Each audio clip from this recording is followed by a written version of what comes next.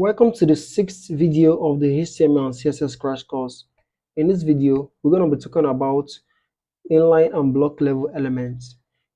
These are important parts in the HTML and we're going to be using them a lot as we dive along in this tutorial.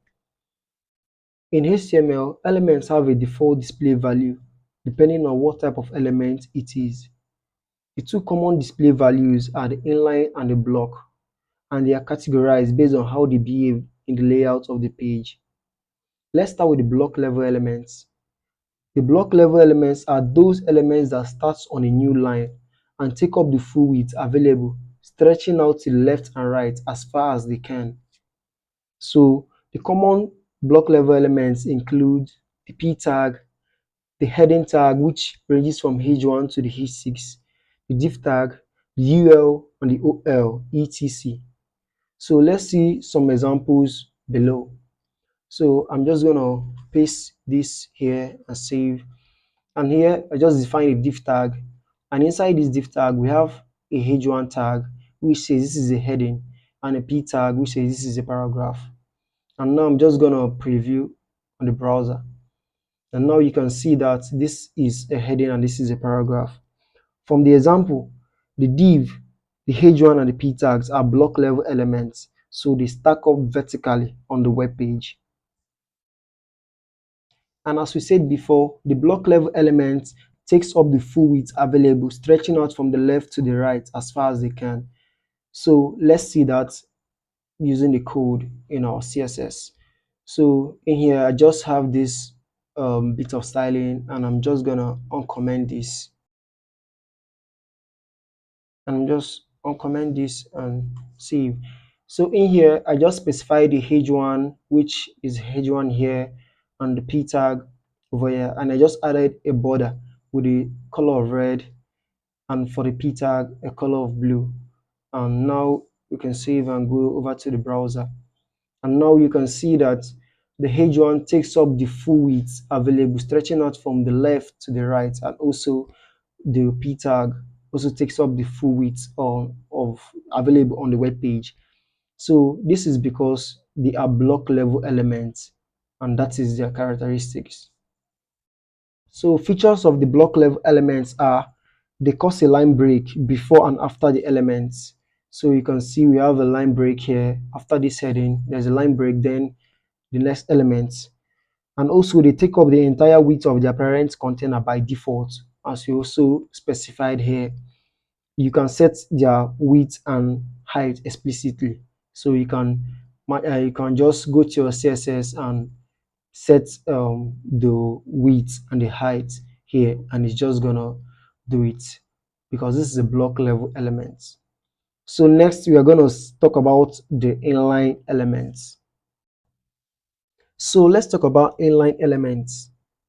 Inline elements are those elements that do not start on a new line and only take up as much width as necessary.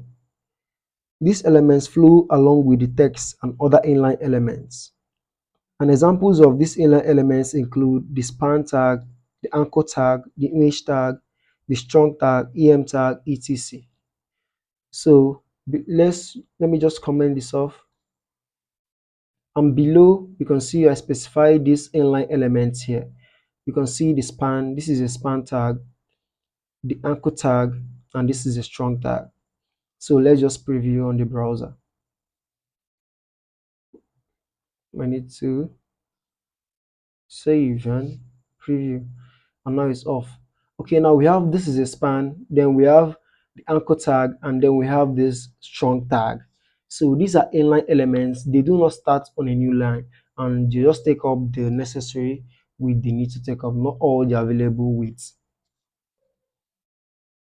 So some characteristics or features of these inline elements are: one, they do not cause a line break. So we're just gonna see an example now. I'm just gonna paste this in here and save. So we have this block level elements p tag, and it says I am. Then we place an inline element inside this block level element, which is this strong tag. So it says I am a human on earth, and I'm just gonna preview on the browser, and you can see it says I am a human on earth.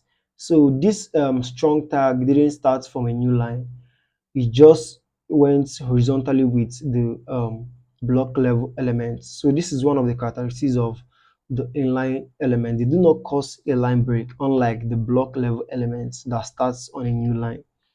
Secondly, they do not occupy the space bounded by the tags that define the elements, so they don't take up the full width available. And we can see that from here. I just created this CSS style, and I'm also just gonna uncomment this and save. So I just added a border to the span, anchor tag, and the strong tag, and I gave them a border color of green, blue, and red. Let's save and preview on the browser.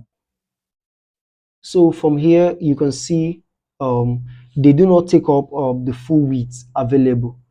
They only occupy the space bounded by the tags that define them. So as you can see, this is a span. It just takes up this little space around it, and the anchor tag, and this is also for the strong. Unlike the block level elements, they take up the full width available. And thirdly, multiple inline elements can sit side by side on the same line. Just like we have this multiple inline elements over here. We have this the span tag, we have the anchor tag, and we have the strong tag. You can see they sit side by side on the same line. This only works for the inline elements and not for the block level elements. So this is just a bit difference between the block level elements and the inline elements in HTML and CSS.